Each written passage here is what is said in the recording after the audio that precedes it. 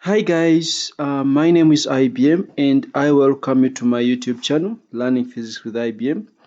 Today I've decided to solve 9702 paper 41. This is A-level structured equations. This is the most important paper. If you are sitting a full AS and A-levels at the same time, you should ensure that you really pass paper 4. So without wasting time, I would like to take you to the question paper and we start solving it. So here we are on the question paper. It's 9702, paper 41, May, June 2022. One of my friends in Pakistan asked me to solve this because there were some questions which were giving him a lot of hard time to understand. So do not forget, my name is IBM. You can always email me if you have a problem. You can always raise your questions. I don't care whether your comment is negative. I don't mind. I'm just doing what I love. So there's no problem. So without wasting time, let's start with the first question. Question number 1. State Newton's law of gravitation. Sometimes it's called the law of universal gravitation. Note that this law this law only applies to point masses. And if you recall from your teacher, the force is equal to G m1 m2 divided by the square of the separation. So it's the product of the masses and the product of the masses divided by the square of their separation. So you can simply say the force. By the way, this force is always attractive. You can also say the force of attraction.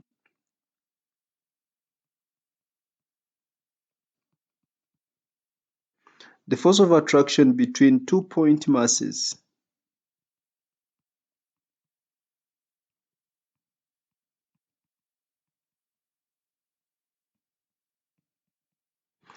is directly proportional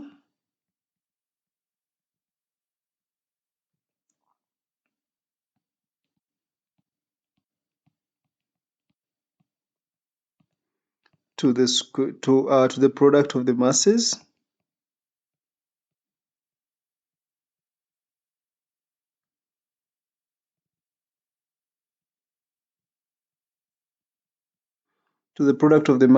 and inversely proportional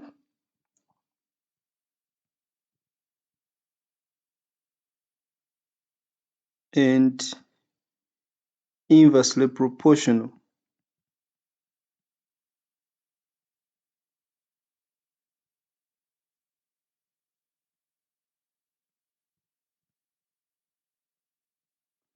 to the square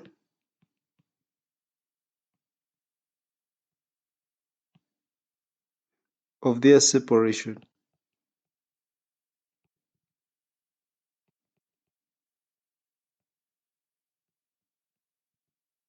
So the force of attraction between 2 point masses, that is very important, is directly proportional to the product of the masses and inversely proportional to the square of their separation. Many times students forget the square part and they just say inversely proportional to their separation. So you should remember it's the square of their separation. Okay, use Newton's law of gravitation to show that the gravitational field strength G at distance r away from a point mass m is given by that expression there. So first of all, we have already seen that the force is equal to capital G, capital M, let me say small m for a test mass, divided by the square of the separation, which I'll call r squared. But then by definition of gravitational field strength G, it is the force acting on a unit mass. So I'm just going to combine these two equations. So it means G is going to be equal to, where there is force, I'm putting G, capital M, small m, over r squared, then divide by m. That's why I'm saying times 1 over m. So the small m has cancelled. So this means G becomes capital G, capital M over r squared as required. I want you to note that sometimes a minus could be put in front of this expression, because since the force is attractive, the attractive force by convention is always negative. So sometimes you may find a minus in front. Sometimes the expression could be written as G equals negative capital G m over r squared. That's why when you sketch a graph of G against r, it is always below the x-axis. If this is G against the distance, it is always a graph which is below the x-axis, because the force is always attractive, and by convention, attractive forces are always negative. The Earth has a mass of 5.9 times 10 to the power of 24 kilograms. The radius 6.37 times 10 to the power of 6 meters. The Moon has a mass of 7.35 times 10 to the power of 22 kilograms and a radius of 1.74 times 10 to the power of 6 meters. The Earth and the Moon can be considered to be point masses. That means the equation or Newton's law can apply. Their centers are a distance 3.84 times 10 to the power of 8 meters apart. Show that the gravitational field strength at the surface of the Moon due to the mass of the Moon is 1.6 newtons per kilogram. So I'll just substitute the formula G equals to capital G M over R squared, which is going to be, of course, this is given the list of constants, 6.67 times 10 to the power of minus 11. When I multiply this by the mass, of course, it is the mass is the mass of the Moon, because we're finding gravitational field strength at the surface of the Moon. So this capital M is the mass of the Moon, which is going to be 7.35 times 10 to the power of 22. Then divide by the square of the separation. Since it is just on the surface, so the separation is the radius. So this is going to be 1.74 times 10 to the power of 6, but this should be squared. So from my calculator, I have 6.67, sorry about this, 6.67 exponent minus 11 times 7.35 exponent 22. Then I divide this by, I'll just open the bracket, 1.74 exponent 6, and this should be squared. So this is giving me 1.619. So this is 1.619, which is approximately 1.62 newtons per kilogram as required. Explain why there is a point X on the line between the centers of the Earth and the Moon, where the resultant gravitational field strength due to the Earth and the Moon is 0. Okay, so I'll sketch here, let this be the Earth and let this be the Moon. So there is a point X which is between the Earth and the Moon. Of course, this point is going to be closer to the Moon, where the gravitational field strength here is 0. Why is that possible? Of course, remember, the Earth will attract this point mass. A point mass placed at X, the Earth is going to attract it towards that direction. So the gravitational field due to the Earth is towards the Earth. And also the gravitational field due to the Moon is going to be towards the Moon.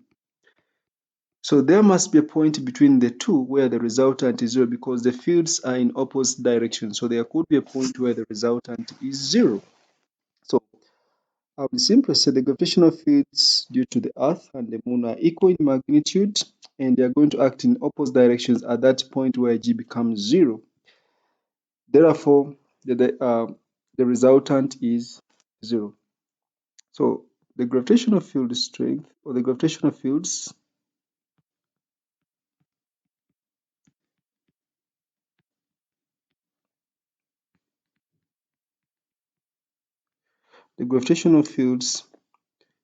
due to the Earth and the Moon at X, at that particular point X, are equal in magnitude.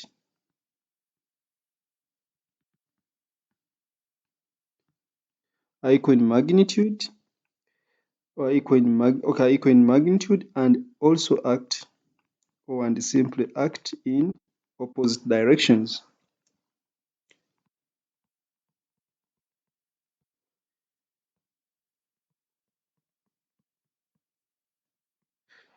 And act in opposite directions. So the resultant is 0.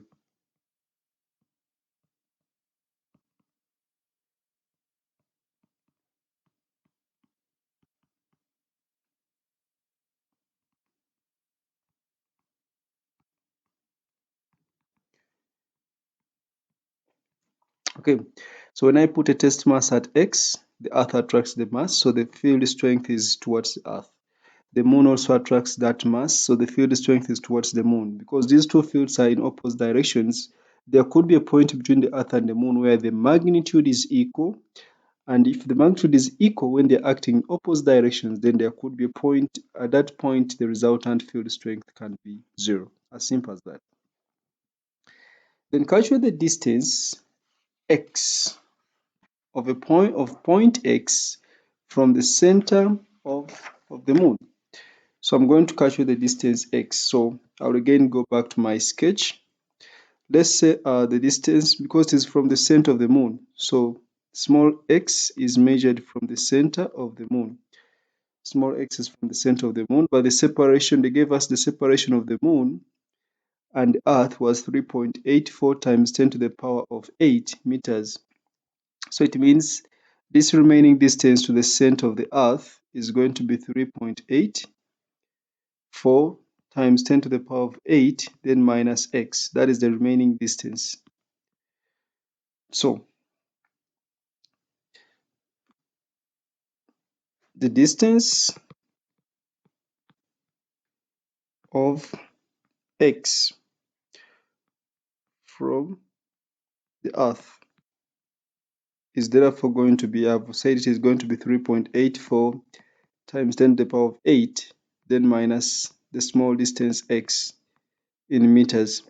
So using the expression G equals to capital Gm over R squared, since G should be equal to 0, so I'm just going, they are equal but opposite, so I just equate them. So I'll say capital G times the mass of the moon. I'm starting with the moon. So the mass of the moon is going to is 7.3, I think it was 7.35 times 10 to the power of 22 divided by the distance from the moon to point X, which I called small letter x, but it should be squared. Then for the Earth, it will be capital G times the mass of the Earth, which is 5.98. I think it's 5.98 times 10 to the power of 24. Then I divide this by the distance from point X to the Earth, which we say it is 3.84 times 10 to the power of 8 minus x, and this should also be squared. So of course capital G cancels out, and I have to simplify this by cross multiplying. Okay, I want to reduce the power of 10, so if I cancel out to this side, I will have 7.35 divided by x squared equals to the other side I have 5.98 times 10 to the power of 2. I've reduced the power of 10 divided by 3.84 times 10 to the power of 8 minus x, and this is squared. So we are cross multiplying and trying to make x the subject, or if you want you can find the square root at once. So I have x squared divided by 3.84 times 10 to the power of 8 minus x squared. This should be equal to, I took x squared on the right hand side, so I'm taking the 5.98 times 10 to the power of 2 on the left hand side, so it will be 7.35 divided by 5.98 times 10 to the power of 2. So I'll first find the square root of both sides.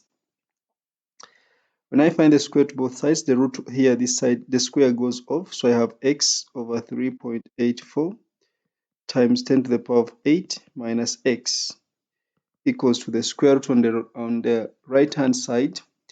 So I have 7.35 divided by 5.98 exponent 2.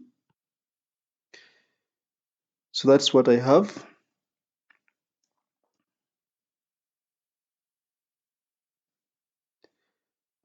Okay, I want to just round off this. So this is going to be 0.0123. Let me stop at 3. 0.0123. So I have to just cross multiply and find x. So I have x equals to I'll say x plus, I just want to do this at once. You can do the algebra. So x plus 0.0123 x is equal to 0.0123 times 3.84 times 10 to the power of 8. I just try to collect like terms at once. So this is 1.0123x equals to 0.0123 times 3.84 exponent 8. So that is 4723 200. So I have to divide 1.0123 1.0123. So I'll divide this by 1.0123. So this is 4 point,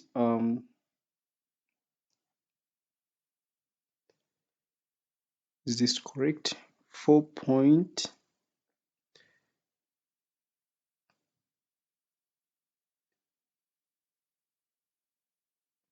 I have to check this again. From this point here, I reduce the power of 10. I have to check the square root again. Root of 7.35 divided by 5.98 exponent 2. Okay, this is wrong. 0.111. I'll write 3 significant figures. So this is wrong.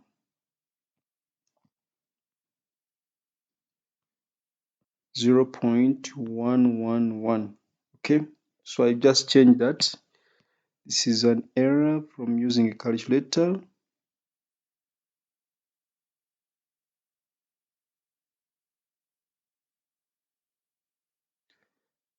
Okay, so here is 0.111. So this should be x plus 0.111.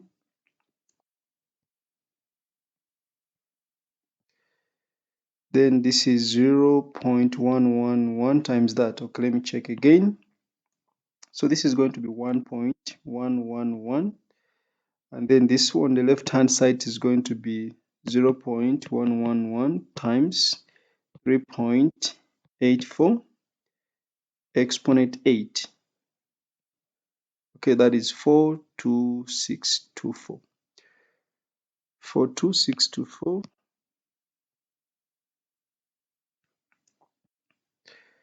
4262400. Those are 3 zeros. So I'm going to divide the answer by 1.111. So this is giving me x at 3.8 times 10 to the power of 1, 2, 3, 4, 5, 6, 7. Okay, so it means x is 3.8 times 10 to the power of 7 in meters. So the answer here is 3.8 times 10 to the power of 7 in meters. Always remember to transfer the final answer to the space provided. Okay, sorry for the delay in that question. A sphere of mass 1.6 times 10 to the power of minus 10 kilograms has a charge of positive 0.27 nanocoulombs. The sphere is in a uniform electric field that acts vertically downwards. Vertically upwards. So the electric field is acting vertically upwards. So if I was to sketch a horizontal plane like this one here, the electric field is vertically upwards and the sphere is in the horizontal plane with the electric field acting vertically upwards. So because the sphere is positively charged, so the force due to the electric field must be upwards because the sphere is positive. Remember, for positive charge, the force on it acts in the same direction as the electric field, and the electric field is upwards. Okay. The force exerted on the sphere by the electric field causes the sphere to remain at a fixed height in the horizontal plane, which means The force upwards is balancing with the weight of the sphere. So the sphere has a weight which is going to be mg. So at this point, we can say the force due to the electric field is balancing with the weight downwards, because they said the force due to the electric field is the one which is causing the sphere to remain at a vertical height in a horizontal plane, which means the force due to the electric field is balancing with the weight of the sphere mg. There is a uniform magnetic field in the region of the electric field. Now there is another uniform magnetic field in the region of the electric field. The sphere moves at a speed of 0.78 meters per second in the horizontal plane. So the sphere is moving in the horizontal plane. It is not going upwards, not going downwards, but it's just moving in the horizontal. And the horizontal plane has been shown here in just a view from above. If you view this from above, your eye is above here, this is what you are seeing. The magnetic field causes the sphere to move in a circular path. Of course, it's like the magnetic field is providing the centripetal force with a radius of 3.4 meters as shown in the figure. Okay, so the dots here are showing direction of the electric field which is coming out of the page, or which is actually, when you look at the first diagram, it is upwards, vertically upwards. Determine the direction of the uniform magnetic field. Determine the direction of the uniform magnetic field. So I'm going to consider the sphere when it is in this position here, because it is moving anti-clockwise. So at this position, it is moving at a tangent in this direction. So this is the direction of the velocity. And if I use Fleming's left-hand rule, this is going to be the direction of the second finger. Because the charge is positive, the second finger points in the same direction as the velocity. Then because the force is centripetal force, so the force is pointing towards the center. So this is the direction of the force due to the magnetic field. Force due to the magnetic field, and this is going to be the direction of the thumb. So the thumb must point towards the center. So in which direction does the first finger point? Which the first finger is? The first finger is going to be the direction of the magnetic field, which we want to predict here. So I'm going to take you to another page so that where I will use an animation from a certain company to show you. I'm going to try and make the second finger point to the right hand side, and the thumb to point vertically upwards. If I consider the view from above, remember this is view from above. So that means if the first finger points to the page, it means it is vertically downwards, because this is a view from above. If the first finger points away from the page, it means it is going to be vertically upwards, because remember this is a view from above. If the first finger points points to the page, it means it is pointing vertically downwards. If the first finger points out of the page, it means it will be pointing vertically upwards, because remember we are using a view from above. So let me take you to the sketch part. So this is Fleming's left-hand rule. This can be rotated. So I'm going to make the second finger to point to that direction, which is to the right-hand side. The thumb is pointing vertically upwards because the direction of the force was towards the center, so it is vertically upwards. You notice that the second finger is the first finger is pointing towards the page. You can't even see it because it's pointing towards the page. So it means the magnetic field is towards the page. And I said if it is towards the page, remember since it was a view from above, then it is vertically downwards because it's towards the page. This is Fleming's left-hand rule. You can see the first finger shows direction of the field. The second finger shows the direction of the the direction of motion, or the direction of the velocity. Then the thumb points in the direction of the force. So I say the second finger was supposed to point to the right-hand side like that, with the thumb pointing towards the center of the circle, and the thumb was to point vertically upwards. And if the thumb points vertically upwards, you see that the first finger, you can't see it because it's pointing towards the page. So, and I said, since this was a view from above, Pointing towards the page means it is vertically downwards. So going back here, we can now predict that the direction of the magnetic field is vertically downwards. So I'll just simply say vertically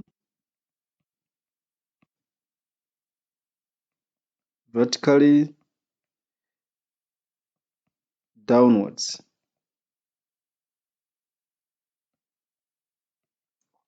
Okay, so it's vertical downwards. I can't say into the page because this was a view from above. This diagram, the second diagram, is a view from above. The first diagram was a view from the side. And I try to draw this in two planes where the sphere is just moving around here and view is from above. So the second finger is pointing to the page, and that is vertically down. The first finger is pointing to the page, which is vertically downwards. So that means the magnetic field is going to be vertically downwards. Okay, I think I've tried to explain this.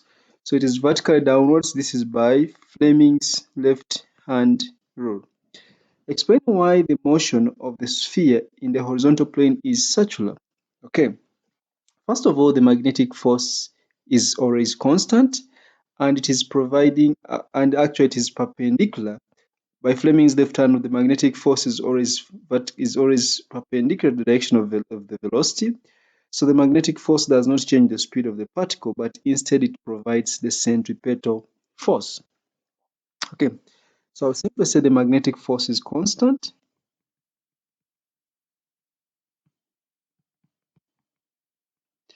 The magnetic force is constant and always perpendicular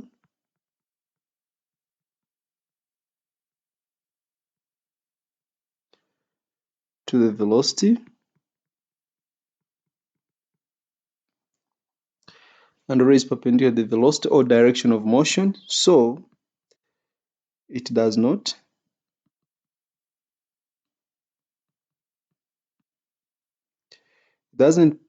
change the speed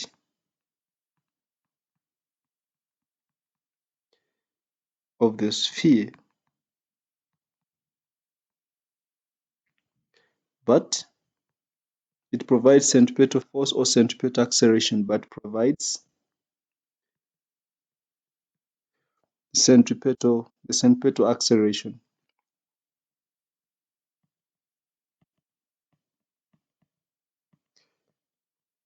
It provides the centripetal acceleration or the centripetal force. So that is why the particle moves in a circular what? In a circular path. Then calculate the strength of the uniform electric field. Remember we said the electric force was balancing with the weight. So I will simply say the weight or the force due to the electric field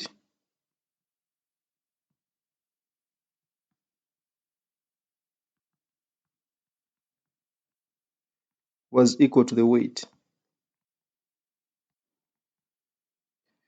And of course, the force from E equals to force per unit charge.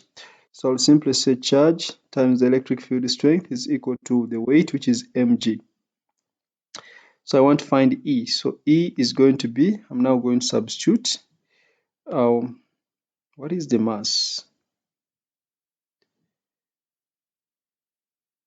The mass is 1.6 times 10 to the power of minus 10. Then the speed, the charge is 0.27 nanocoulombs. Okay. So this is 1.6 times 10 to the power of minus 10, then times g, which is 9.81, divided by the charge, which is 0.27 times 10 to the power of minus 9. Okay, so 1.6 exponent minus 10 times 9.81 divided by 0.27 exponent minus 9. So this is 5.881. So this is going to be 5.81 newtons per coulomb. By considering the magnetic force on the sphere, show that the flux density of the uniform magnetic field is 0.14 teslas. Remember, we have seen the magnetic force provides centripetal acceleration. So the magnetic force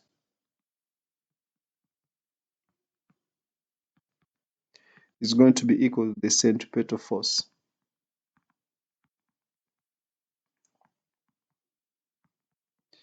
So the magnetic force, remember, it is given by BQV, and the centripetal force is given by mv squared divided by r.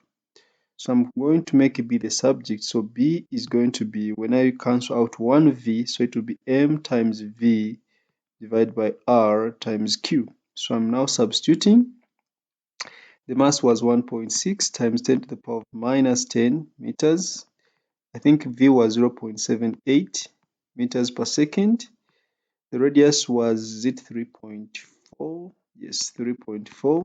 And then the charge was 0.27 nanocoulomb, so 0.27 by 10 to the power of minus 9. Okay, I'll check my calculator. 1.6 exponent minus 10 times 0.78 divided by 3.4 times 0.27 exponent minus 9. So this gives us 0.1359, 0.1359, or approximately 0.14 teslas. Okay, that was a long question. State what a fixed mass of an ideal gas. Remember, an ideal gas obeys PV directly proportional to T. A fixed mass of an ideal gas is initially at a temperature 17 degrees Celsius. Remember to always change the temperature from degrees Celsius to Kelvin. So 17 degrees Celsius, this is going to be plus 273 to change it to Kelvin. The gas has a volume of 0.24 and a pressure of 1.2 times 10 to the power of 5 pascals. State what is meant by an ideal gas. So I have already said this is a gas which obeys PV directly proportional to T at all temperatures and pressures. So you just define P, V, and T. So this is a gas which obeys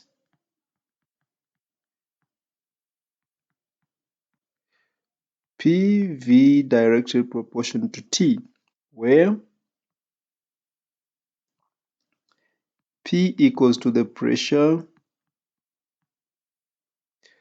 V equals to the volume of the gas, and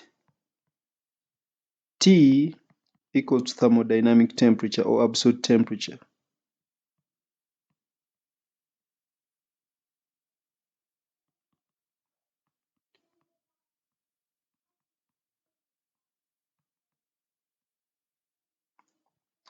Okay, so that is an ideal gas. Then calculate the amount N of gas. So since we said PV is directly proportional to T, so it means P times V is equal to nRT, where N is the number of moles, which is the amount of the gas. So number of moles is going to be PV divided by R times T. I will just substitute. What was the pressure? The pressure is 1.2 times 10 to the power of 5, and the volume is 0.24. Then R is 8.31. Then T, temperature, remember we have to change it to Kelvin. So this is going to be 17 plus 273. And I'll just check my calculator. 1.2 exponent 5 times 0.24 divided by 8.31 times, I think this is 300 times 300. So this is giving me 11.55,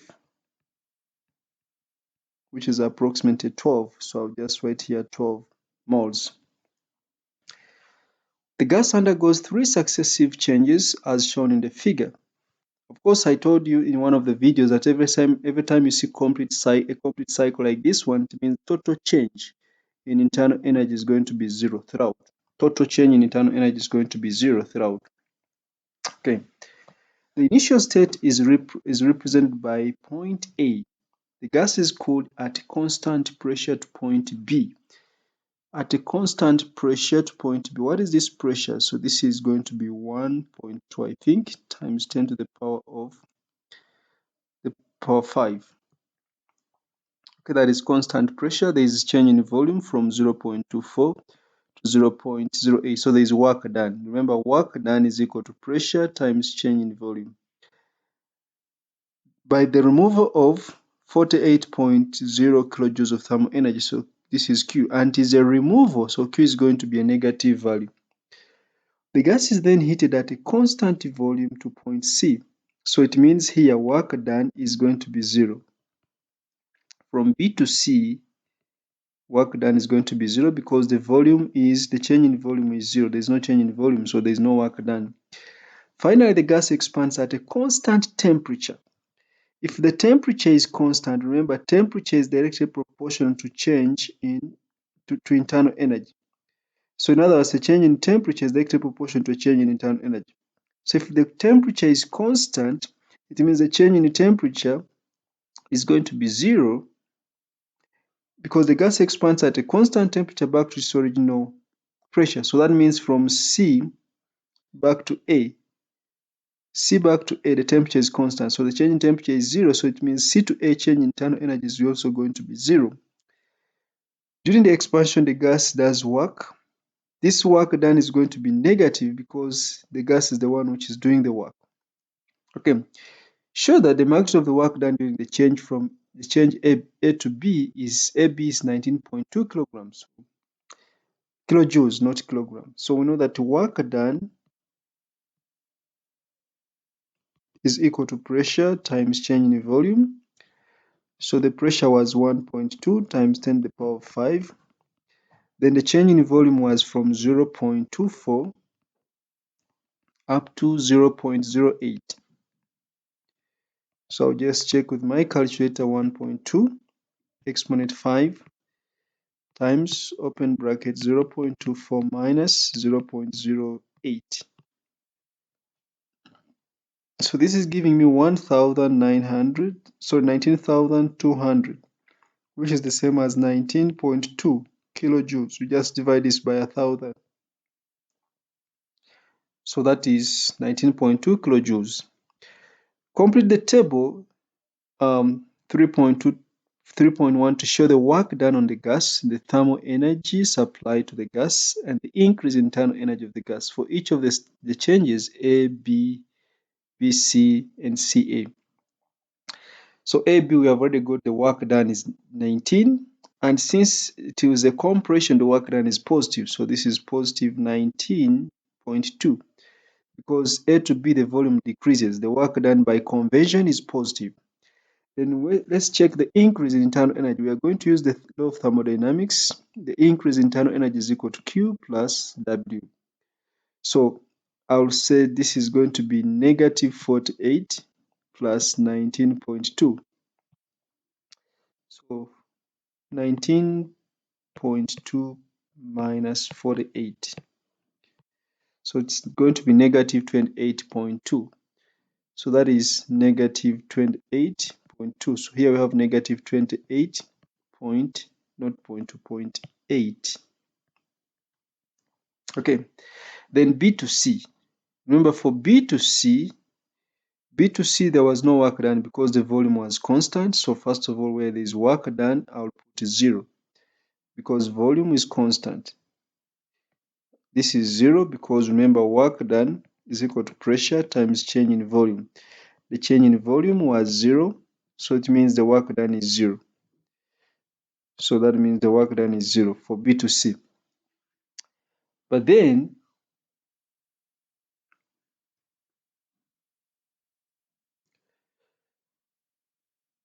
they told us the gas is then heated at constant volume. That means the work done is 0. So finally, the gas expands at constant temperature. So before we go to that last part here, I can find the increase in internal energy here, because remember, the increase in internal energy is equal to Q plus W, and the work done is 0. The work done is 0. Let me start with C to A, I think. So C to A, we say the temperature, it goes back to its original temperature at a constant, it goes back to its original stage at a constant temperature, so the increase in internal energy here was 0. Here we say the increase in internal energy C to A was 0 because temperature is directly proportional to internal energy. That means the change in temperature is directly proportional to the change in internal energy. The change in temperature was 0 because it was constant. So that means the change in internal energy is also 0 for C to A. Okay, so that means I can find this point here. I can find this one here using the first law of thermodynamics still. Change in internal energy is equal to Q plus W. So change in internal energy, remember, is 0. Q is not known, and the work done is minus 31.6. So that means this is going to be plus. So Q becomes plus 31.6. So this is going to be 31.6. This is positive. Also remember, total change, it was a complete cycle. That means total change in internal energy is 0. Total change in internal energy is going to be 0. So that means when I sum up all the increases in internal energy, I should get 0. So I have negative 28.8 plus 0 should give me, or plus x should give me 0. So it means x is going to be positive 28.8. So for this part here, this is going to be positive 28.8. Then again, I'll use, for this part here, I will again use the first law of thermodynamics. Change in internal energy is equal to Q plus W. And the change in internal energy we have seen is positive 28.8.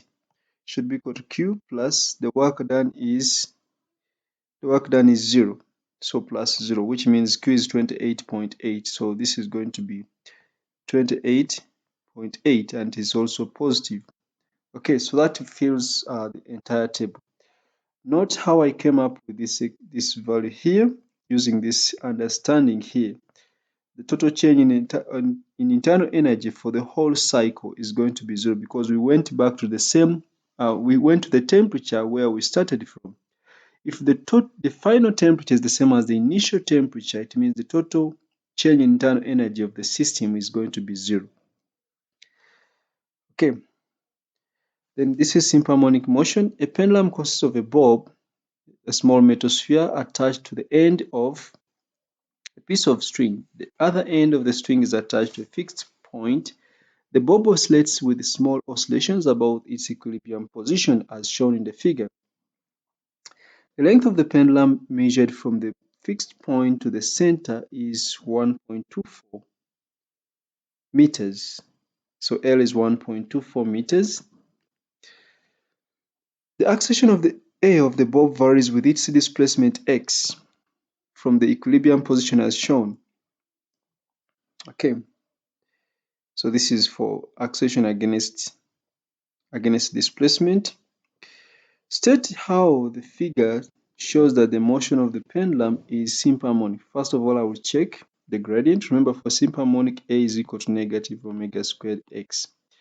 If I compare this with y is equal to mx plus c, on the y-axis I have acceleration, on the x-axis I have displacement x.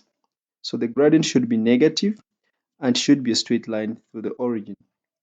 So number one, it is a straight line through the origin, which means acceleration is directly proportional to displacement. So number one, I would say straight line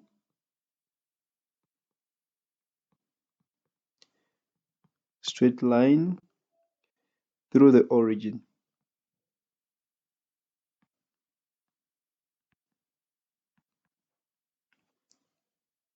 Shows that A is proportional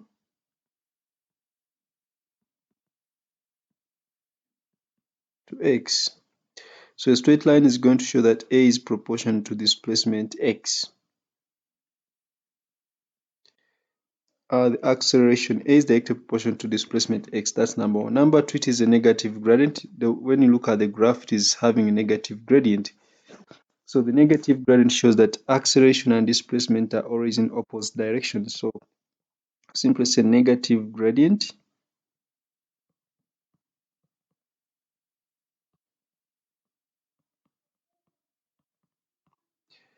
negative gradient shows that A, which is acceleration, is in opposite direction,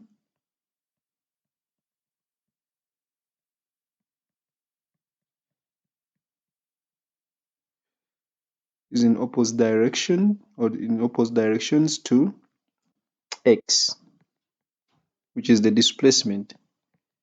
Hence, if these two conditions are satisfied, then the motion is simple harmonic. Use the figure to determine the angular frequency omega of the oscillations. So remember the general definition of simple harmonic: acceleration is negative omega squared times x. And when you compare with the equation, it means the gradient is equal to negative omega squared. So I'll just find the gradient. The gradient is negative omega squared. So what is the gradient? Let's find the gradient. I'll just take 2 points from the graph. Let me take this point here.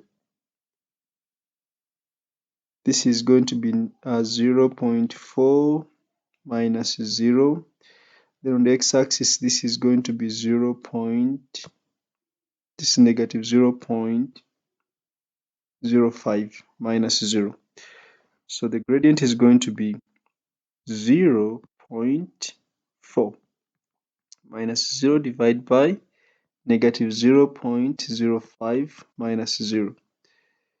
So negative omega squared is going to be equal to negative 0.4 divided by 0.05. The negative has cancelled. So I will simply say that omega is the square root of, the negative has disappeared, so it's the square root of 0.4 divided by 0.05. I'll just press my calculator. The root of 0.4 divided by 0.05. So that is 2.83. So omega is going to be 2.83 or 2.8 to two significant figures. Don't write any answer to less than two significant figures. Then the angular frequency omega is related to the length L of the pendulum by that equation. Omega is root of k over L, where k is a constant. Use your answer in B Roman 1. To determine k, give a unit with your answer. So omega is root of that, so it means omega is the root of k over L, which implies that k is going to be omega squared times L. I'll just substitute here. Omega was 2.8 squared. I think L was 1.24. So I'll just press my calculator. 2.8 squared times 1.24. So that is 9.72 or 9.7. I'll just write 9.7. So this is 9.7. What is the unit for K? Of course, K, what is K? If I know what K is, I don't even need to think about it. What is K? K is a constant, and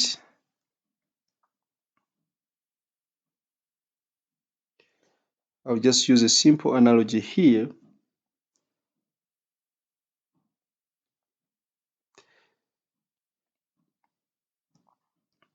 I'll just use a simple analogy here. So omega squared is radians per second, but is squared, and L is meters. So radians per second, but is squared, then times meters. So because radian is just a unit for a small angle, so it means this is going to be meters per second squared, which is the unit for acceleration. So this is going to be meters per second squared. While the pendulum is oscillating, the length of the string is increased in such a way that the total energy of the oscillations remains constant. Total energy remains constant. State and explain the qualitative effect of this change on the amplitude of the oscillation. The energy remains constant. So remember, energy is equal to a half m omega squared x naught squared. And remember, omega is root of k over L. So energy is equal to a half m. So it is root of k over L. So I will put here k over L, then times x naught squared. This is omega squared. So they said the energy remains constant. So E is remaining a constant. Of course, amplitude is a constant. K is a constant. M is a constant. So we see that x naught, which is going to be the amplitude, because the amplitude is increased, so it is changing. X naught is changing. So it's like x naught squared is directly proportional to L. From that expression, x naught squared is directly proportional to L. When I take L, the other side of energy, x naught squared is directly proportional to L. So L is being increased. So it means the amplitude of oscillation also increases. They just said a qualitative effect, not a quantitative effect. So I don't need to quote how many times and so on and so forth. So I'll simply say increasing L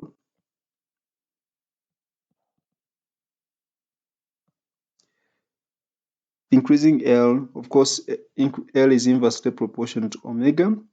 So increasing L decreases omega.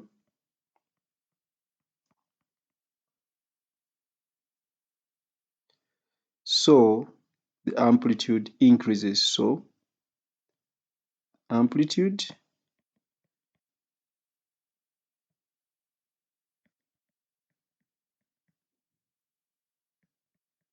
increases. Or I would simply say L is directly proportional to x naught squared.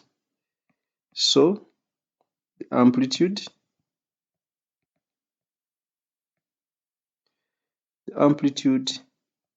increases.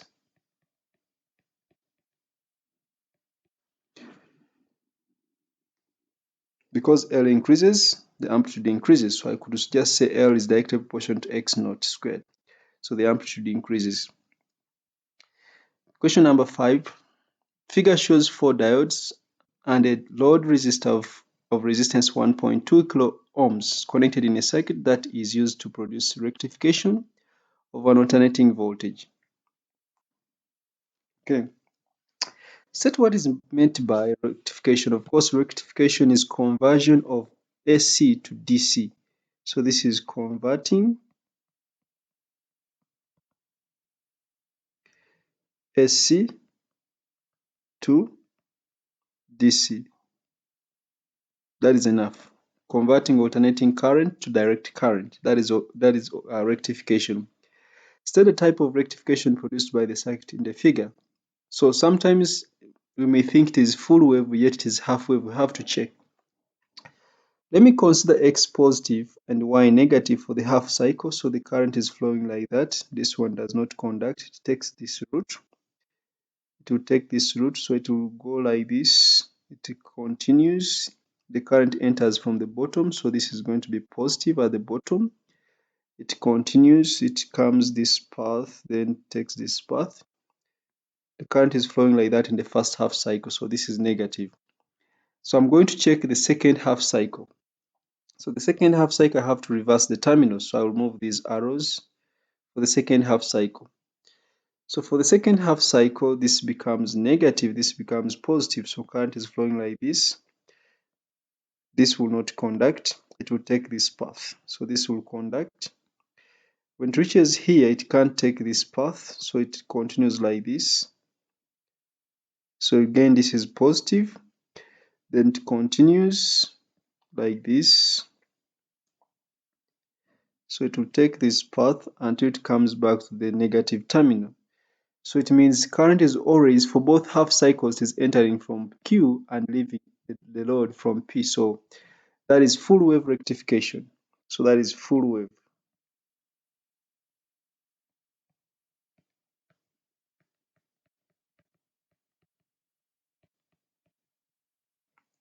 Okay. A sinusoidal alternating voltage Vin is applied across the input terminals X and Y. The variation with the time t of Vin is given by the equation Vin is equal to 6.0 sine 25 pi t, where Vin is in volts and t is in seconds. On the figure 5.1, label the output terminals P and Q with the appropriate symbols to indicate the polarity of the output voltage Vout. I think I've already done that. Q is positive because current enters the load from the bottom, and P is negative because current leaves the load from the top. So that one is done. Then the magnitude of the output voltage Vout varies with the T as shown in the figure. Okay. On the figure 5.2, label both the axes with the correct scales. Use the space below for any working that you need. Okay, so we had the equation that Vin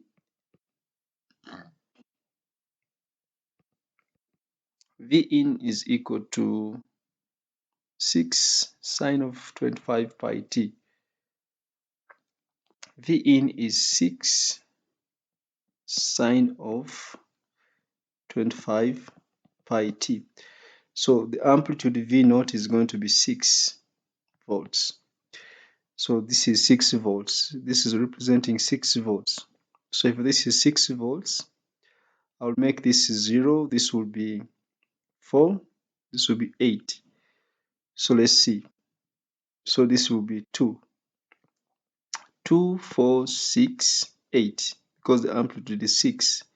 So that is the correct scale on the vertical. Then on the horizontal, of course, we get the period. We know that we know that 225 pi is equal to omega, which is the same as 2 pi divided by the period. So it means the period is going to be equal to 2 pi divided by 25 pi, which will be, I think that is 2 over 25, which is 0.08. 2 divided by 25, 0.08. So the period is 0.08 seconds.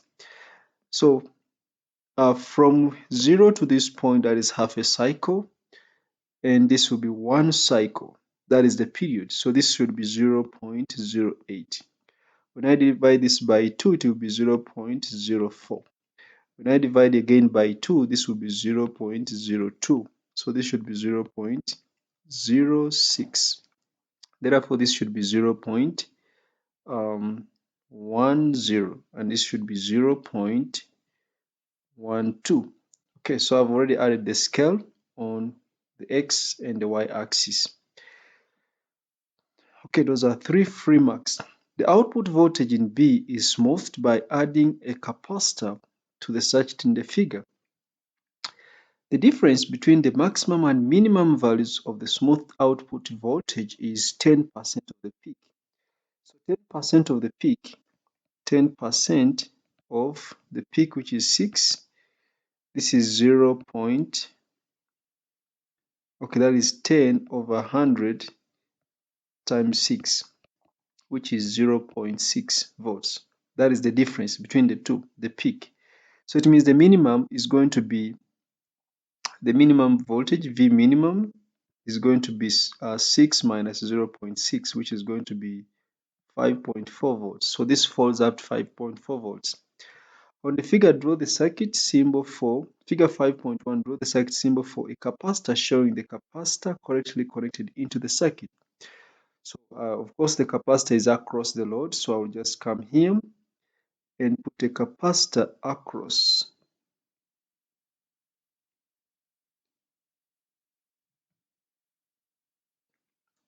Capacitor is across the load. The next, on the figure 5.2, sketch the variation with T of the smoothed output voltage. Of course, smooth output voltage Remember, it falls up to 5.2. So it falls up to 5.2.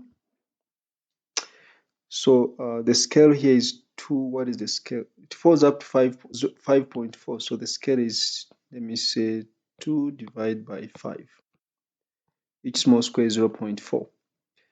So 5.4 should be, how many squares are those? 5.4.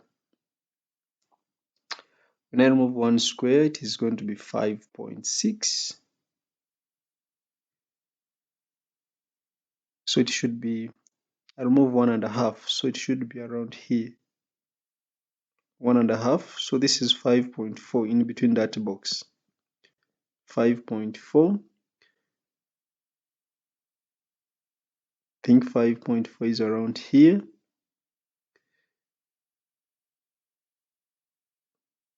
5.4. Okay, so I will just draw a straight line here from wherever it is coming from. That is discharging, then charging comes in, then discharging comes in up to 5.4.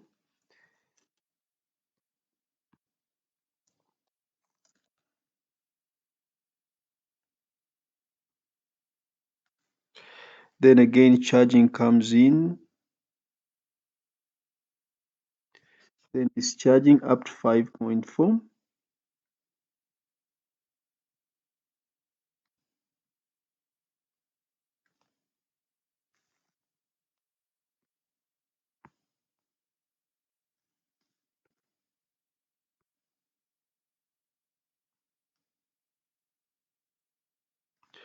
Then again charging,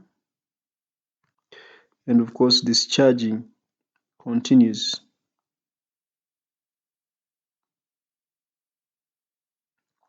Okay, so that is going to be the smooth voltage. That is going to be the smooth voltage. You can pass your pencil there twice to make this look bold and interestingly good. So this graph goes up to 5.4 volts because the minimum is 5.4. Okay, then next, calculate the capacitance of the capacitor. The capacitance of the capacitor. So remember, V minimum, the minimum voltage is it was 6 minus 0.6, which is 5.4 volts. That is for discharge. Then we can find the discharge time. Discharge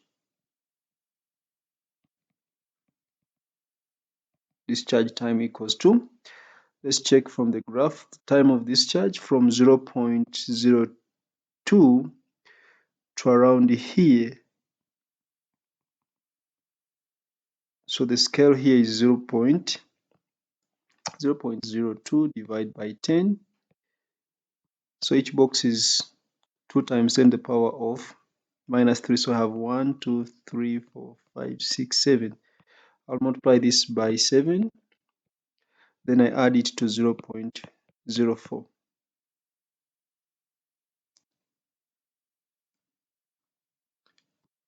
So this point is 0.054 minus this one, which is 0.02.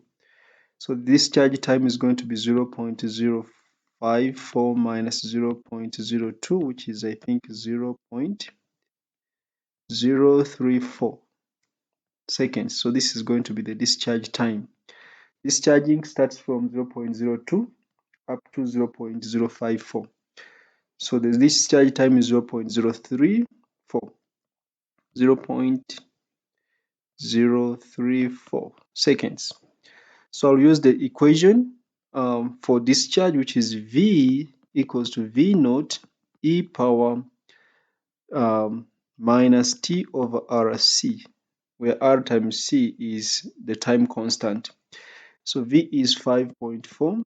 The original V naught was 6.0 e power minus, remember I want to find C, so the time is 0.034. Then R, what was R?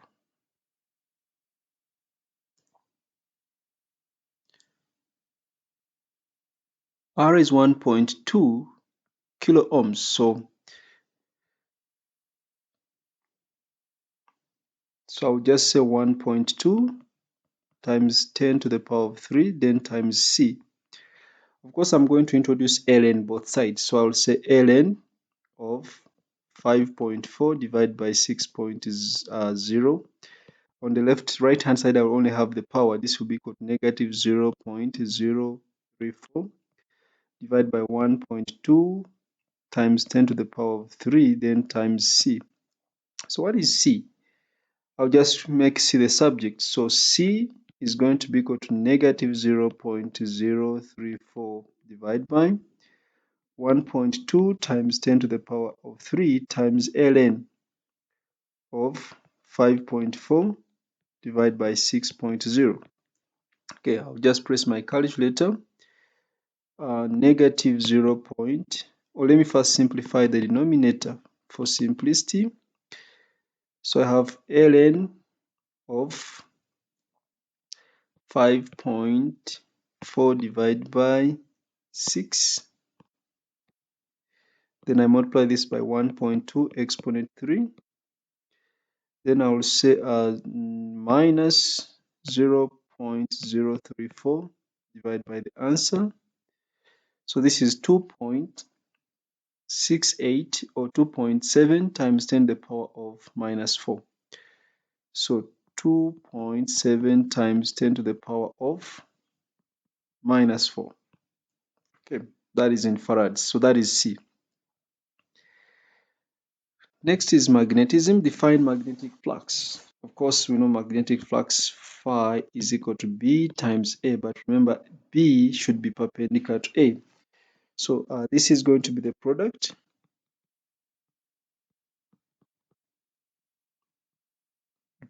of the magnetic flux density and the area. And the area normal to, or the area perpendicular to the magnetic field.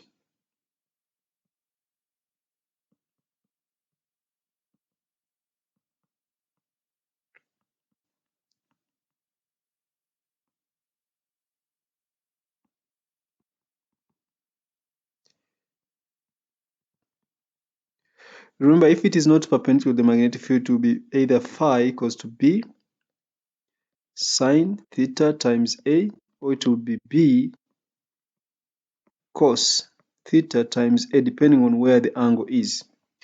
Because we are always looking for the area perpendicular to the magnetic field. So it is either resolving B with the angle. It is either sine or theta, depending on where the angle is. If this is the area and the magnetic field is at an angle theta to the area, then we shall have to resolve B perpendicular, so that would be sine. If the angle was between the vertical and the field, then it would be cos. So it should be perpendicular to the magnetic field for it to be just BA. A square coil of wire of side length 12 centimeters consists of 8 insulated turns. The coil is situated in a uniform magnetic field. The plane of the coil is perpendicular.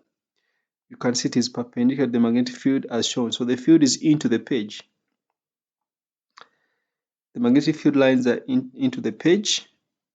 So if you try to use Fleming's left-hand rule, if depending on the direction of the current, it means the current is always perpendicular to the magnetic field. So the coil is going to experience a force,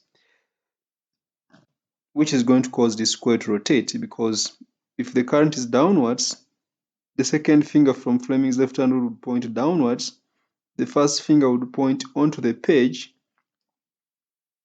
That means this side will experience a force, which will be first finger onto the page, second finger pointing towards you, that is downwards. The thumb would point in that direction.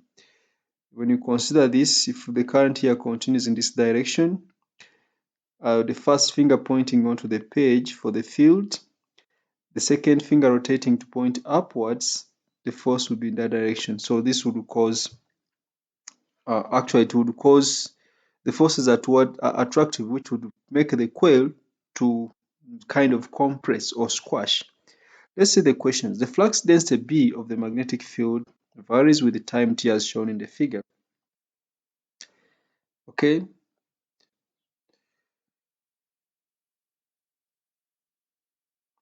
Determine the magnetic flux linkage. This is flux linkage. Of course, flux linkage is number of turns times the magnetic flux.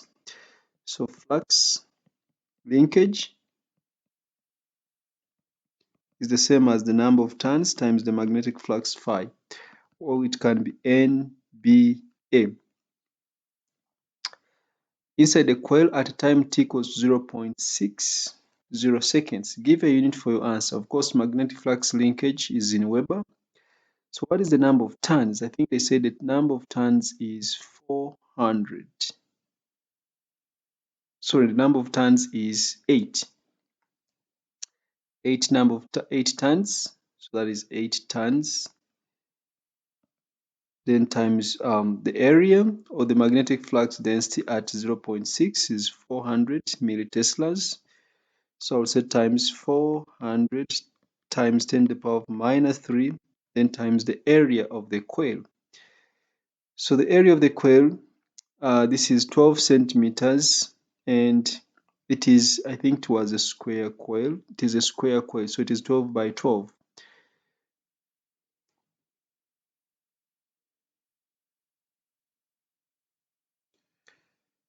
So the area of the coil is going to be 0.12 by 0.12.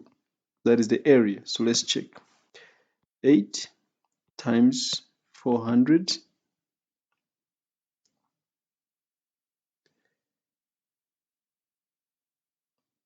exponent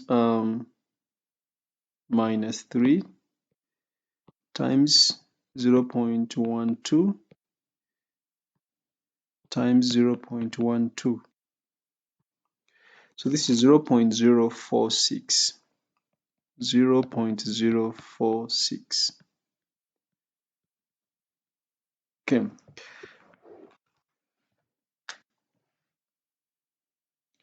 And of course, the unit of magnetic flux linkage is the Weber, which is capital W times small letter b. Then state how figure 6.2 shows that the EMF induced across the terminals between t equals to 0 and t equals 0.60 is constant. Of course, we know that the EMF is induced is directly proportional to the rate of change. EMF is equal to the rate of change according to Faraday's law. And a straight line shows that the rate of change is constant. A straight line shows that the gradient is constant, which means the rate of change is constant. So it means the EMF is constant. So it is a straight line. The line is a straight line. Or I would say the graph is a straight line.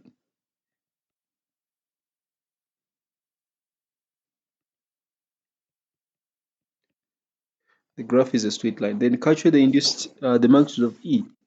So of course, EMF E is going to be equal to N phi, that is the flux linkage, divided by T, or we can say NBA divided by T. But of course, we have already got NBA, so I would not repeat calculating that. I'll just take it from there, 0.046.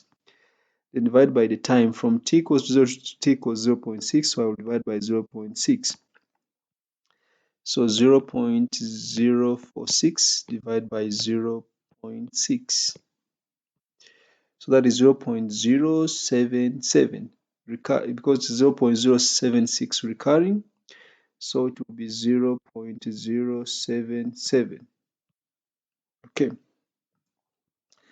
The procedure in B is repeated, but this time the terminals of the coils are connected together. That means there is now an induced EMF because there will be a changing magnetic field, or there will be an induced EMF in the coil because there is a current flowing. State and explain the effect on the coil of connecting the terminals together during the change of magnetic flux density. So since there's a change in magnetic flux density and the terminals of the coils have been connected together, it means there will be an induced EMF in the coil. And of course, by Faraday's law, there will be an induced EMF, and then by Lenz's law, the current could be such as to cause an effect which opposes the change producing it. Okay, so number one, we could say the induced EMF causes the current to flow in the coil, or causes the current flow in the coil. Since the circuit is now complete, the induced EMF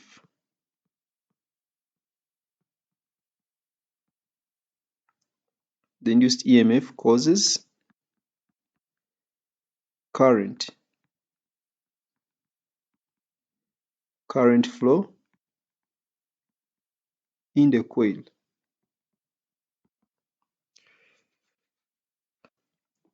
The induced EMF causes current flow in the coil.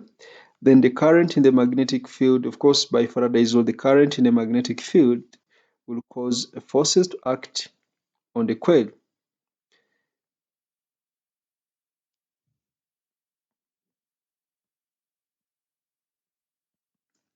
The current in the magnetic field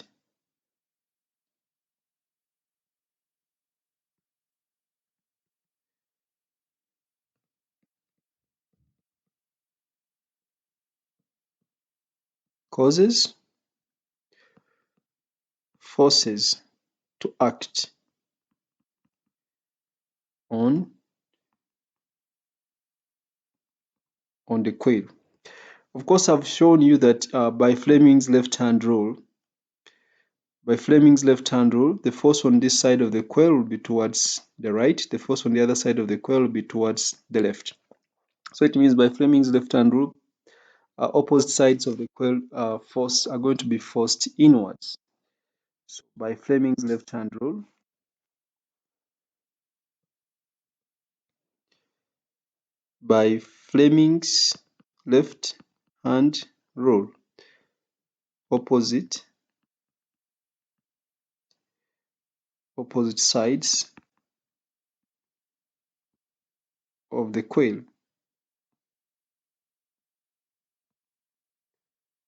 opposite sides of the coil are forced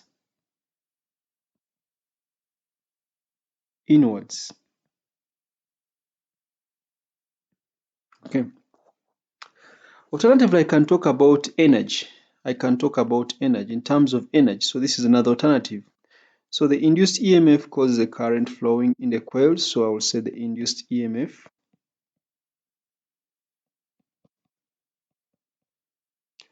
causes current flow in the coil. And the current is going to cause wasting energy or dissipation of energy in the resistance of the coil. So the current causes dissipation of energy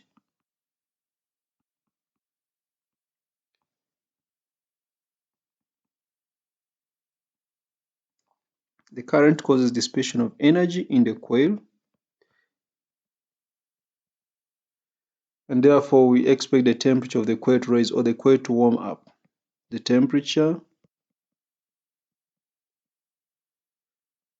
of the coil rises. Okay, so I can explain in terms of energy. So when there is a current flowing in the coil, we expect that the current will waste energy in the resistance of the coil, which will warm up the coil, or the temperature of the coil rises. Okay.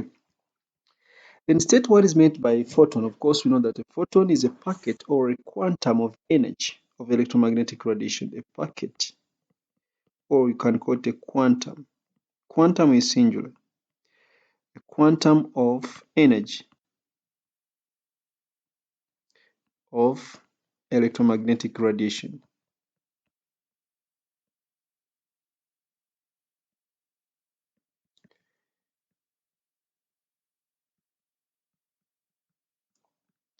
And we know that this energy is equal to H times F. In other words, the energy depends on the frequency. That is a packet of energy of electromagnetic radiation. Then electromagnetic radiation of varying frequency F and a constant intensity I is used to illuminate a metal surface. At certain frequencies, electrons are emitted from the surface of the metal. The variation with F of the maximum kinetic energy Emax of the emitted electrons is shown in the figure. So this is a graph of Emax against frequency. Do not forget the expression energy of a photon is given by HF is equal to the work function phi plus Emax. That is the energy of the photon. So that means if I make Emax the subject, Emax is going to be equal to HF minus phi. If I compare this with y equals to mx plus c, on the y-axis I have Emax, on the x-axis I have f, it means the gradient is h, and the y-intercept is negative phi. Let's see the question. State the name of this phenomenon. Of course, this is photoelectric effect. Photoelectric effect. This is photoelectric effect. Describe three conclusions. Describe three conclusions that can be drawn from the figure. The conclusions may be qualitative or quantitative, meaning I can just give an explanation or I can give a specific value. So from the graph, we see that there is a minimum frequency, which is the threshold frequency, and this value is, I think this is 5.12345, that is 5.2.4, 5.4 times 10 to the power of 14. So there's a threshold frequency below which no electrons are emitted. So that's conclusion number one. There is a threshold frequency. If I want to be quantitative, I will say 5.4 times 10 to the power of 14 hertz, below which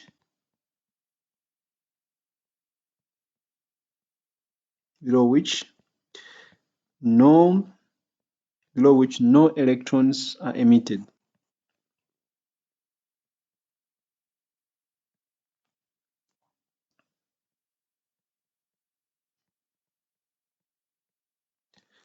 Okay, the number two, of course, we know that the y-intercept,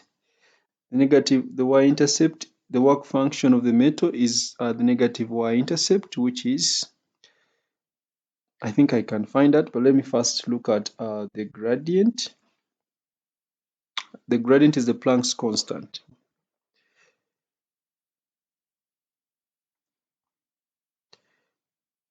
I'll not follow these lines. Let me just outline here. The gradient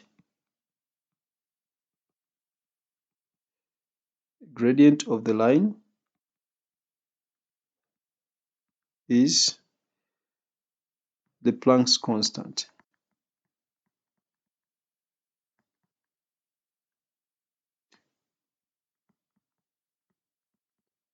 Maybe I can try to find h.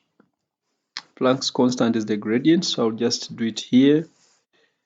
So that is 4 times 10 to the power of minus 19 minus 0 divided by, this is 11.4 minus 5.4 times 10 to the power of 14. Let me see the gradient here. 4 exponent minus 19 divided by 11.4 minus 5.4 exponent 14. What is that? Okay, I will start with the denominator. I'll just say 4 exponent minus 19 divided by, I think this is 0, 6 exponent 14. So this is 6.7 times 10 to the power of minus 34. So I'll just say Planck's constant H is 6.7 times 10 to the power of minus 34. Of course, this is joules seconds. Okay.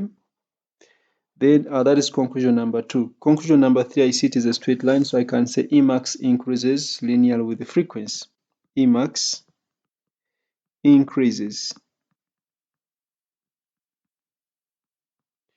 linearly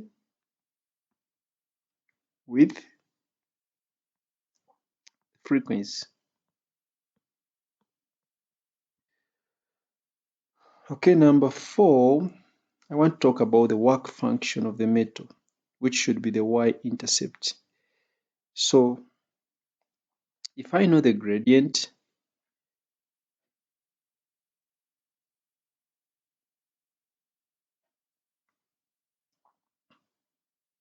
suppose Emax is 0, Emax is 0. When Emax is 0, 0 is going to be equal to, so it means the work function is going to be equal to H times F, where F is going to be F naught. So this is going to be 6.7 times 10 to the power of minus 34, then times H, which is 5.4 times 10 to the power of 14. I use the gradient which I calculated here for the Planck's constant, 6.7 times 10 to the power of minus 34 joule seconds. So 6.7 exponent minus 34 times 5.4 exponent 14. So that is 3.6 exponent minus 19 joules. Okay. So I'll just tell the examiner that my next point is that the work function of the metal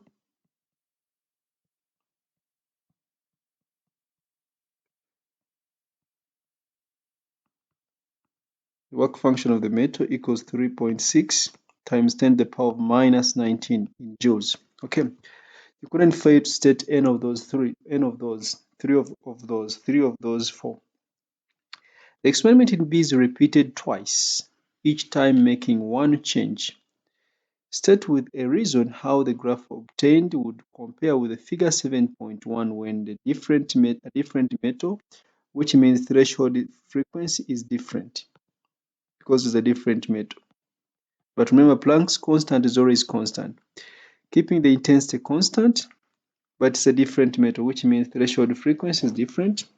So it means since the Planck's constant is a constant, it means the gradient is going to be the same, but the y-intercept, the x-intercept is going to be different. So different metals have different threshold frequency. So I'll say different metals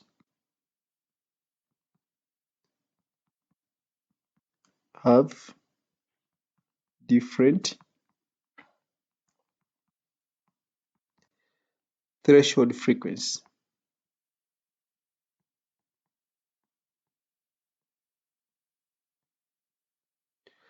Different metals have different threshold frequency, so the line has the same gradient but different intercepts.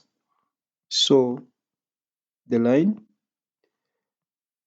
has same gradient because Planck's constant is constant, same gradient,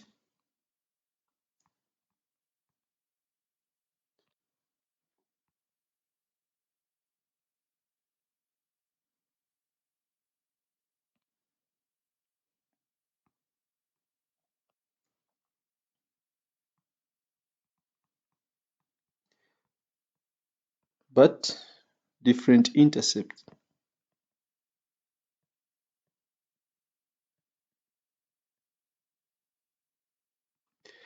It is having the same gradient since gradient is the Planck's constant. Remember, gradient equals to h, which is a constant. So the gradient is not depending on the metal, it is a constant. But different metals have different threshold frequencies, so the x-intercept and the y-intercept will not be the same as before. It is the same metal, which means threshold frequency is the same. F naught is the same. But with electromagnetic radiation of intensity twice I, So the electromagnetic radiation has twice the intensity. Remember, the energy Emax does not depend on the intensity, it depends on the frequency. So it means the line is going to be the same. There will be no change. So photon energy, or photons have the same energy.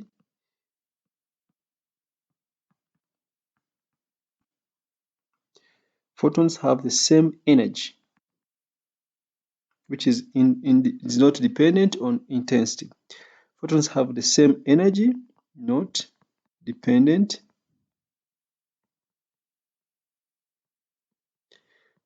on intensity. The photon energy is not dependent on intensity, so the line is unchanged. Also, the line is the same.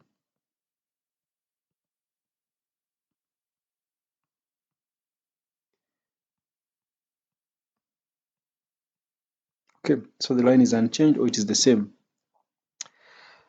Okay, next is nuclear physics. State what is meant by nuclear binding energy. So the energy required to separate the nucleons of a nucleus to infinity is what we call the nuclear binding energy. Energy required to separate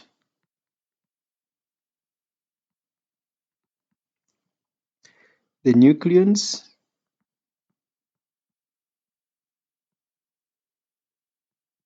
in the nucleus to infinity. The energy required to separate the nucleons in the nucleus to infinity, or the energy required to bring the nucleons of a nucleus to from infinity to form a stable nucleus is what we call the nuclear binding energy. On the figure, sketch the line to show the variation with the nucleon number of the binding energy per nucleon of a nucleus. Of course, we know that at around 50, close to 50, we have maximum binding energy. So I'll divide this into 4 parts or 5 parts. Let's say this is 1, 2, 3, 1, 2, 3, 4, 5. Okay, this can be 50, 100, 150, 200, 250. Okay, so this region between 50 and 100, that's where we have iron, and iron is the most stable. So we expect the peak to be around here.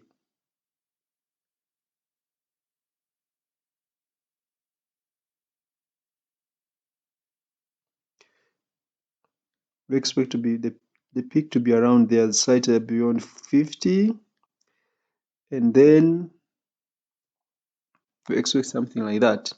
The line should never touch 0 because H11 has no binding energy, so it cannot go to 0. It starts with H21. So somewhere here, of course, we have iron. We have helium on that side, we have uranium this side, and so on and so forth. So the graph should be looking somehow like that. Just one peak closer to closer to 0 than to 250. In one type of nuclear process, deuterium undergoes the reaction. So there are 2 deuterium nuclei combined to form 1 helium nucleus, so the ratio is 2 to 1. So state the name of this type of nuclear process. They are fusing, so this is fusion, nuclear fusion. Explain why, with reference to your line in A Roman 2, why this reaction results in the release of energy.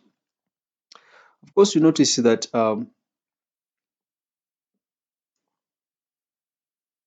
first of all, when you look at the nucleon numbers, both particles are on the left-hand side of the peak. Both particles are on the left-hand side or left-hand end of the peak. So that means they have lower values of A. So, but helium H32 has a higher binding energy per nucleon than each of these particles, H21. Therefore, energy must be released to form helium. So we are saying both particles are on the left-hand end of the peak. or the maximum binding energy. If they were just on the peak, extremely stable, both particles are on the left-hand end of the peak of the graph. In other words, I'm saying they have lower A values or lower nuclear numbers. But He or helium-32 has a higher binding energy per nucleon, has a higher binding energy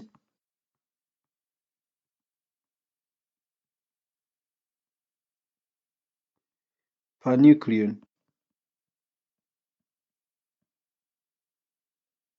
than H21. So energy must be released. So energy must be released.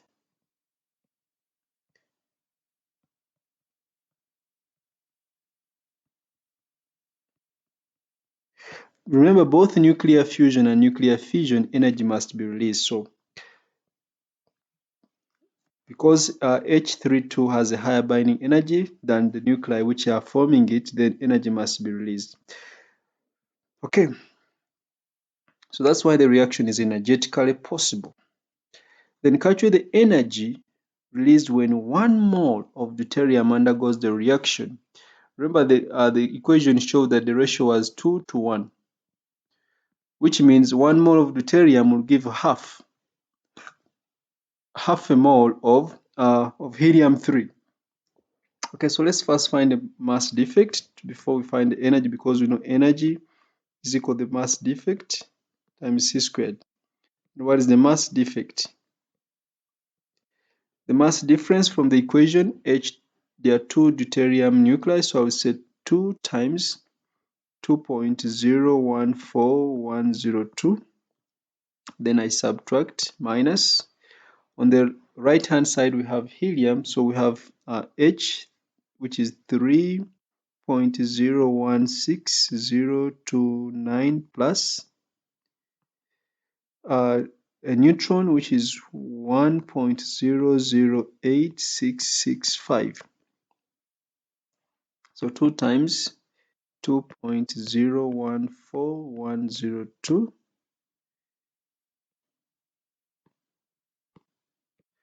then minus, open brackets, 3.016029 plus 1.008665. So that is 3.5 times 10 to the power of minus 3. 3.51 times 10 to the power of minus 3. And the units here are still unified atomic mass units. So that is the mass defect. So it means the energy here is going to be equal to the mass defect, which is 3.51 times 10 to the power of minus 3. But I have to change it to kilograms, so I multiply this by 1.66. times 10 to the power of minus 27, now it is in kilograms, then times c squared, which is 3 times 10 to the power of 8, and this should be squared.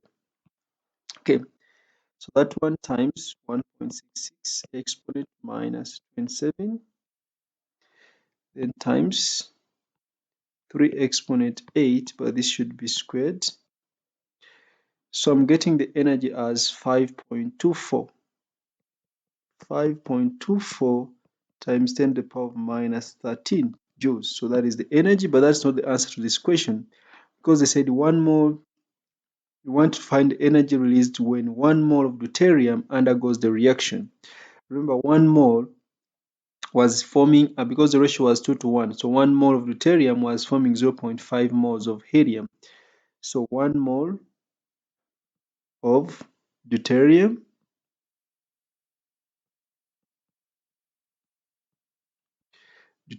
forms 0.50 moles of helium-32 from the equation, we had 2 deuterium nuclei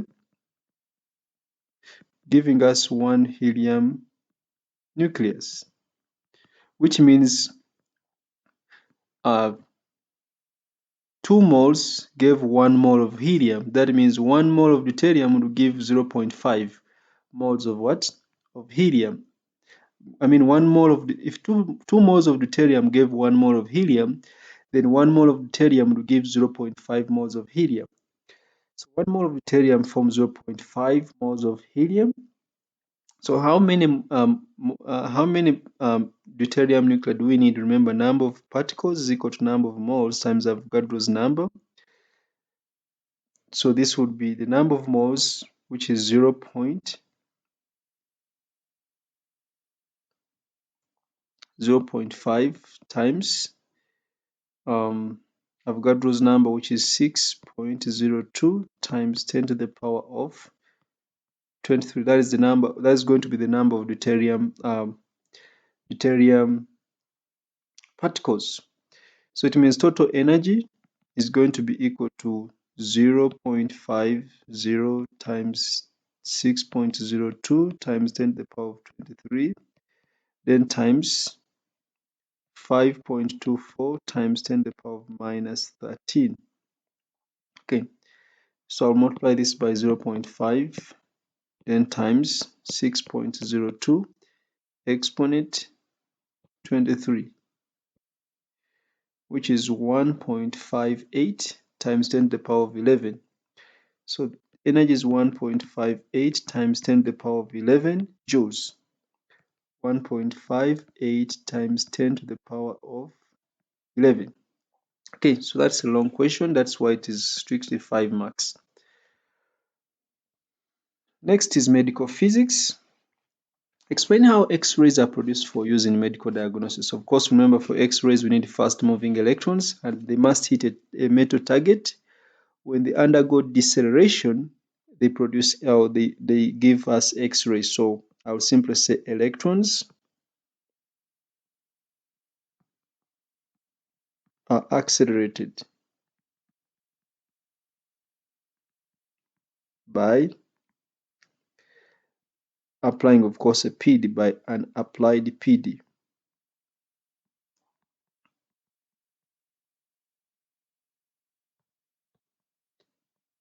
The electrons are accelerated by an applied PD. Then electrons hit, when the electrons hit the metal target and decelerate,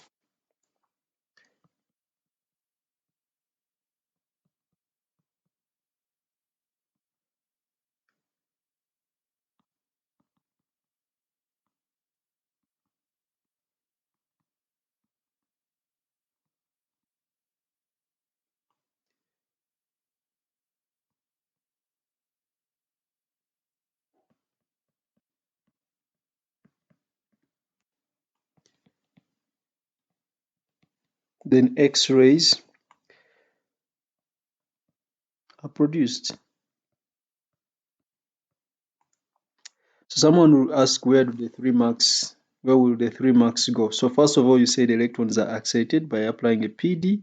They are hitting the metal target and they're undergoing deceleration. So X-rays are produced. As simple as that. Then state why X-ray images are taken of multiple sections of the body during a CT scan. Remember, CT scan must give us a 3D. To get a 3D, we need images, 2-dimensional images of different sections, and to combine them to form a 3D. So I'll say images of multiple sections, images of the multiple sections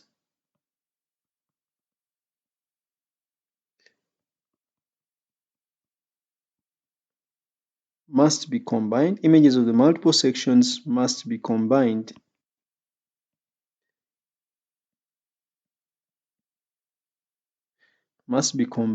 to create a 3D image.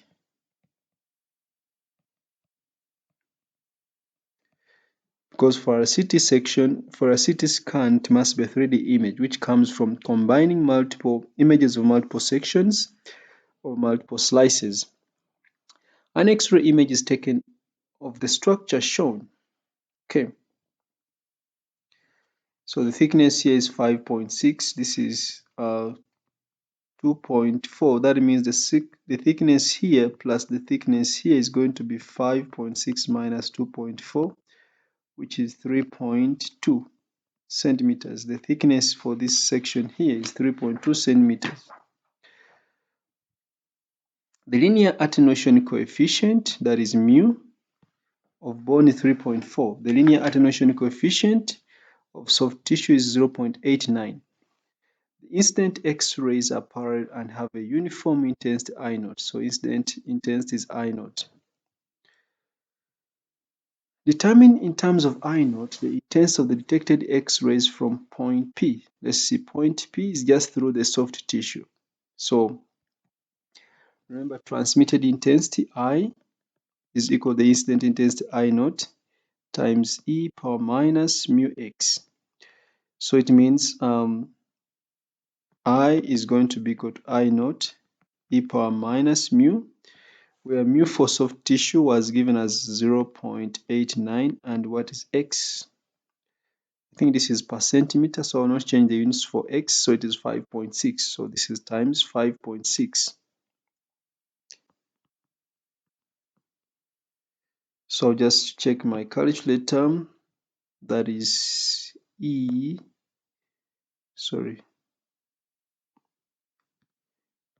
power of minus 0.89 times 5.6.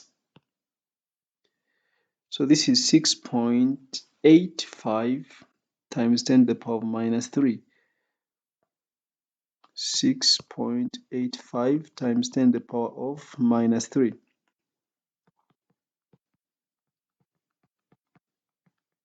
Okay, then point Q. Of course, point Q, it goes through soft tissue, bone, and then soft tissue. So since it goes through soft tissue twice, I'll just multiply the exponent by the power, or I'll just square the exponent, which is the same as just using 3.6. If I do it for one side, I multiply this by 2. It's the same as multiplying, having the distance summed up. Okay, so it is going through the bones, so I'll say intensity transmitted is equal to I naught e power minus 2. I think that is 2.4 for bone. Let me start with the soft tissue, because it starts by going through soft tissue, but it goes through soft tissue twice. So this will be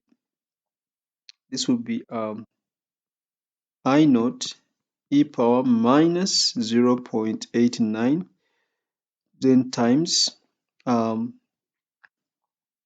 said it goes through this first part here, where the thickness is 3.2 divided by 2, which is 1.6, and here 1.6. So it is like saying 1.6 two times, because it goes through here and the other point. So I'll just multiply this by 2. So this becomes times 3.2. 1.6 times 2, which is 3.2.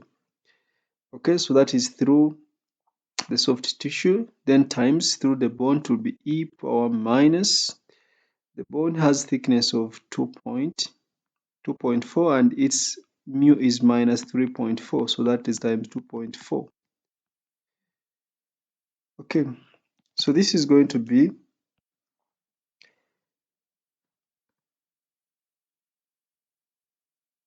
e power negative 0.89 times 3.2. So that is 0.057, 0.058 times the second one, e power negative 3.4 times 2.4.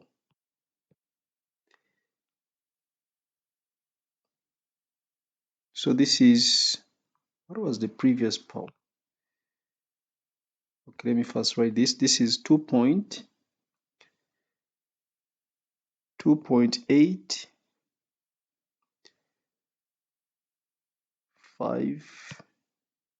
Okay, let me just write 2.86 times 10 to the power of minus 4. Then let me multiply these two. So that one times 0.058. So it's 1.7 times 10 to the power of minus 5. So this is 1.7 times 10 to the power of minus 5 times I naught. So this is 1.7 times 10 to the power of minus 5. So you see that the intensity at P is much bigger than the intensity at Q, almost more than 100 times. So explain with reference to your answer in B whether the X image of the structure in the figure has good contrast. Of course, it has good contrast. So since intensity at Q is much less than intensity at P, thus good contrast. Or you can write this in full and say intensity at P is much greater than intensity at Q, hence good contrast. Why is there good contrast when the intensity is much greater? It's because the different parts of the organ will absorb X-rays at different extents. So the intensity of the contrast of the X-ray image is going to be good if two neighboring organs absorb X-rays at different extents. Okay, so that is medical physics. Then next is astrophysics and cosmology. State Wien's displacement law. So we know that Wien's displacement law, lambda is equal to a constant divided by t, or lambda is inversely proportional to, lambda max is inversely proportional to T max to t, where lambda max is the wavelength at which maximum intensity occurs. So I will say wavelength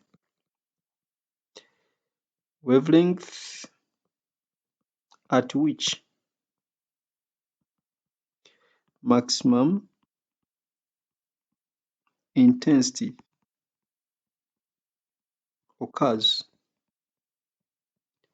The wavelength at which maximum intensity occurs is inversely proportional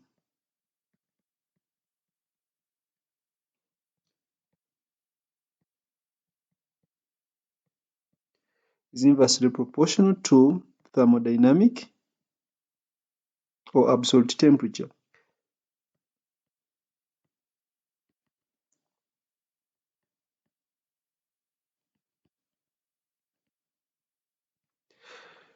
Lambda max is not maximum wavelength, it is the wavelength at which maximum intensity occurs. Is inversely proportional to the thermodynamic temperature. That is Wien's displacement law. Then the figure shows the wavelength distributions of electromagnetic radiation emitted by two stars, A and B. Okay, we can see star A and star B. Let's look at the peak. This is at 0.5, and this one is here,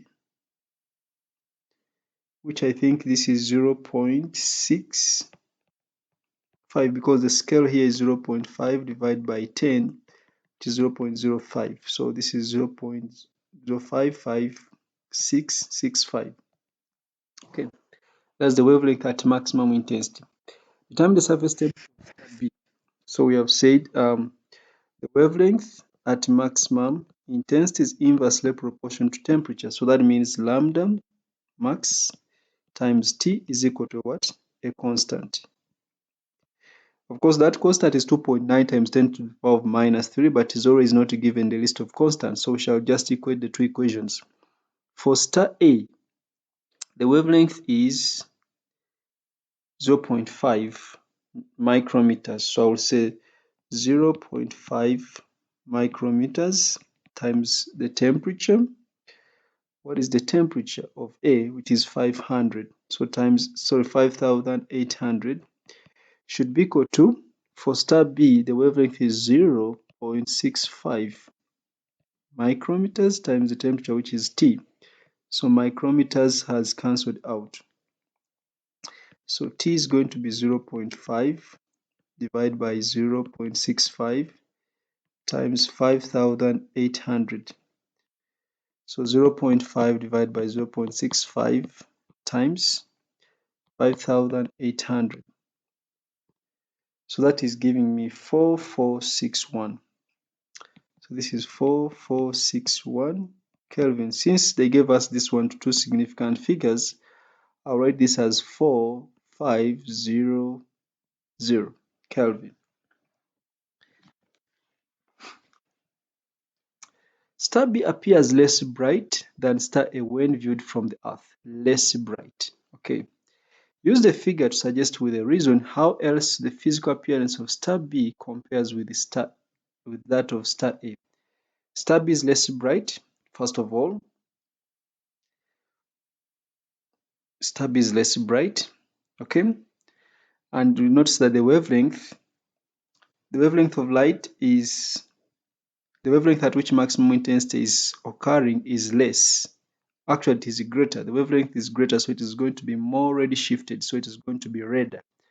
So they said state and state with the reason. Okay. So I will also say star B has greater average wavelength, has a greater average wavelength.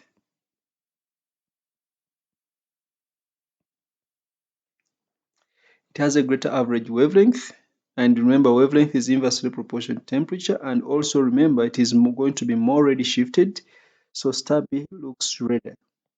So star B looks redder, or you could say is more redshifted. More redshifted. Then the lines in figure 10.1 have been corrected for redshift. State what is meant by redshift. Of course, redshift is wavelength or decrease in frequency due to the light source and the observer receding away from each other. So I'll simply say fractional increase. Fractional increase in wavelength.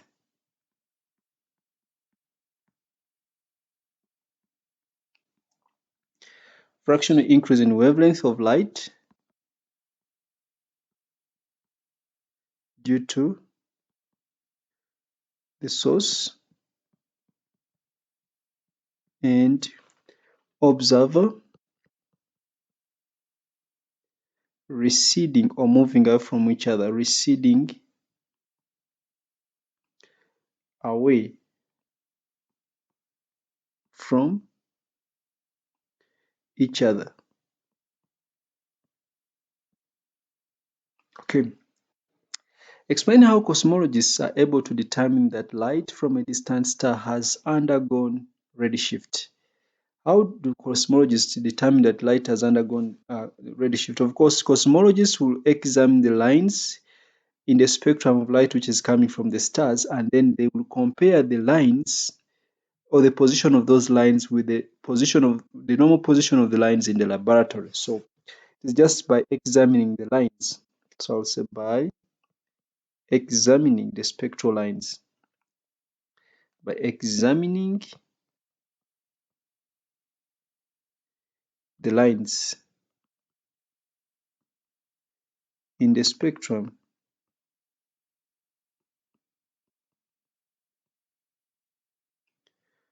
of light from the stars.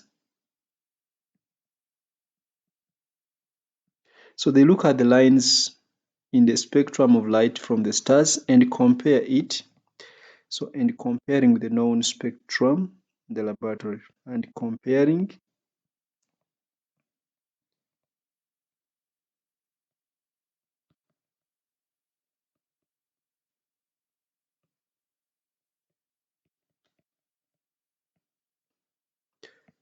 in the laboratory.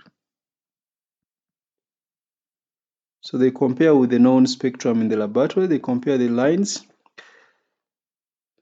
By examining the lines in the spectrum of light from the stars and comparing with the known spectrum in the laboratory. So astronomers can know. If the lines are shifted towards a longer wavelength, then they would say they are already shifted. I think that marks the end of this paper. I've tried to keep time, and I wish you have learned something from this. For any question, leave a comment. You can always write whatever comment you want, whether negative or positive. I don't care. I'll always answer your questions, try to give more clarification. Until next time, bye bye and love you.